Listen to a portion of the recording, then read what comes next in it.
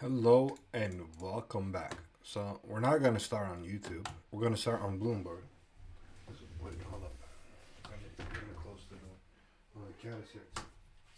Yeah. Right. So. Okay. So here we go. Also, if you like these videos and that kind of content, feel free to hop in the Discord linked below. Nothing is for sale. I'm turning up the sound. Nothing is for sale. Nothing is monetized or anything like that. With that said, let's just get to it. So on Bloomberg, I am seeing the AI. I mean, I'm thinking bubble, but I'm not sure I want to say it. I don't know how to categorize it, but it is looking like one. But at the same time, in economics, if you look at recessions, no one ever calls them out. Like in there wasn't a lot of people saying the .com bubble, it's gonna happen, or the internet, it's overvalued, blah blah blah blah blah. No, not really. Or in '07, '08, no one was gonna say. No one was saying, oh, the ninja loans are gonna cause a housing crisis. The fucking banks are gonna go bankrupt. No, no. And I remember during COVID, people were saying, oh, the supply lines were shut and they're not going to have the funding now to start up again. We're going to see a recession. So people are very inaccurate. The average person is extremely inaccurate when it comes to estimating current credit cycles. So I don't know. Is it an AI bubble? Could there be a completely different type of bubble? I don't know, but there always is one. Anyways, let's look at the rest. That's interesting. So nothing more. So this Alphabet, that's Google, by the way.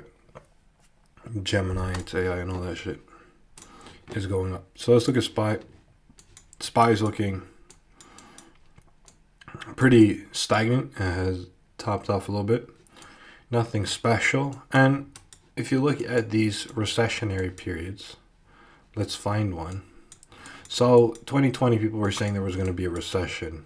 It pulled back and then went back up. It was very similar to when Trump announced all those tariffs. It was nothing.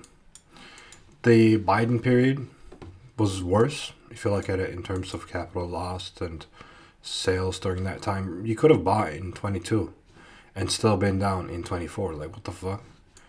That sucks. So unfortunate. But you had worse periods. If you could have bought, for example, in '00, and you could have been down for 13 years. You would have still been down in 2013. If you bought at the top, you can see that over here, and then if you bought at the very top here, you come back 13 years later and you're still down. Like, the fuck? But it's because we had two recessions. The .com bubble popped. It did fix itself relatively fast if you look at it. But then what happened is we had Bush, which inherited a pretty nice budget, like a budget surplus. But during Bush, the housing crisis came. And what happened there was that the wars and everything else Bush did, poor internal and poor foreign policy, exacerbated the war so much because he drove up the deficit even more. He made it very bad. He could have done very constructive things with that surplus inside of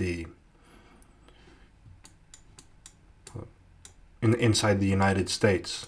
He could have done some tax reforms. He could have done things that would have made the United States prosper more. So a higher baseline for economic growth. So it would have rebounded faster, but instead he just went to war, blew the whole budget, trillions spent, people dying. Nothing good came out of that guy. Fuck him. So, anyways, let's get to the pairs.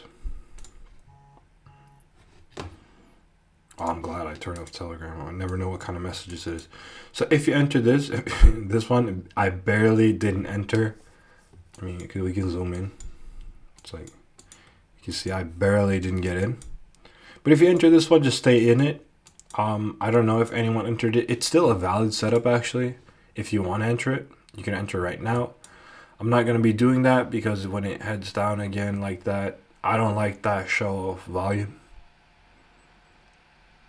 at all. That complete rejection rather tells me that there's some sort of continuation down or something like that. But I mean, you can. It's not invalid because you could have been triggered in. So technically it still isn't open. I'm going to keep it here as well in case someone is in it. Not saying it's going to fail or anything like that. If you're in it, don't worry about it. I mean, if you've been trading with me for a while, quite often things go down and then they turn around. That's why we have a comfortable sell loss down here.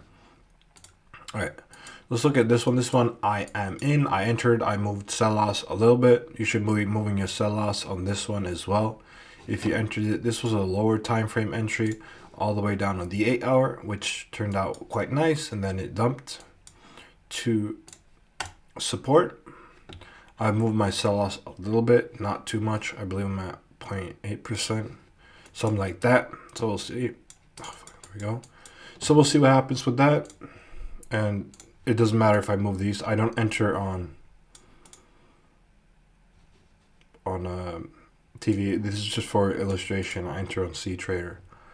Too old, bro. So the old trade I posted, this one is a lot better. The world volatility, the tension with Iran, Israel, and the United States is fueling it even more. I made a whole video on all that shit explained.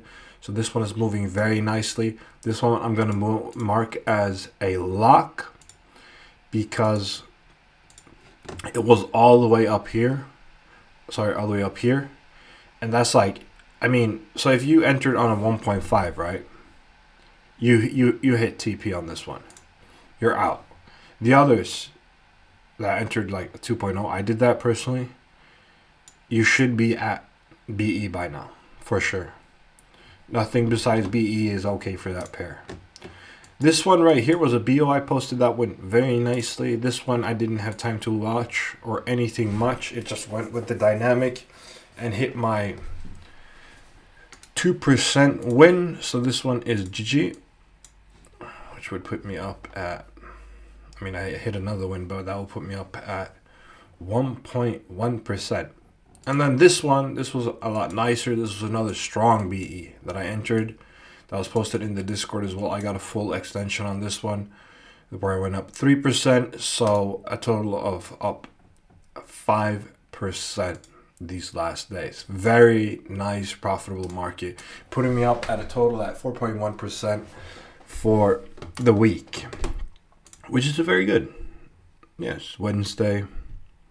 Oh shit, man. Like, I gotta be careful. I keep hitting my 10% too fast. So if this hits 2, I mean, it's not looking too good though. Luckily, I guess.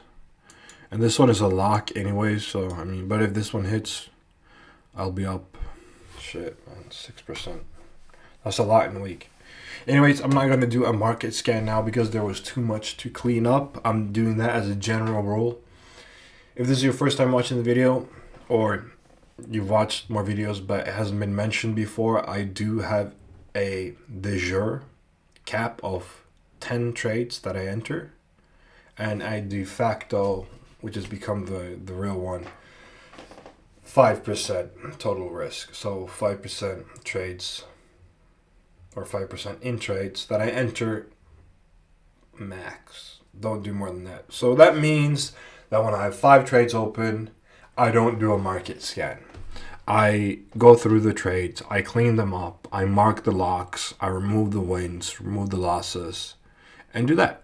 So that's it. Thank you for watching. No need to make the video any longer. Again, if you liked it, feel free to hop in the Discord, and I'll see you tomorrow. Bye-bye.